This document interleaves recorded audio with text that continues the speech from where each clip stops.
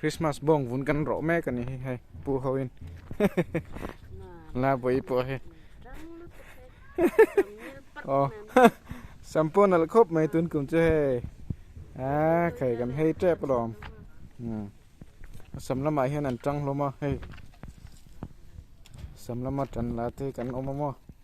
en Bawng vun kan ro tui don khop mai he po Krismas Bawng vun nia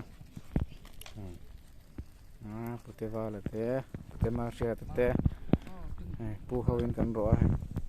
tui don khop mai vut men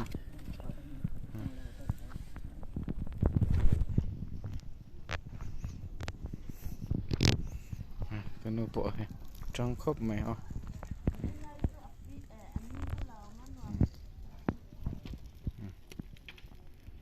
in bula kan ro ai pu in nia he pia che hi va la pute va la tin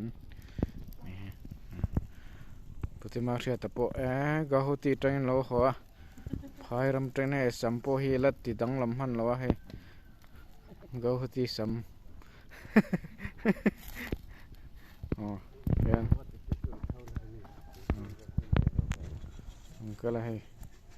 bia xe rồi tụi tiền đầu thắng chơi cần đen đòn này lộc ru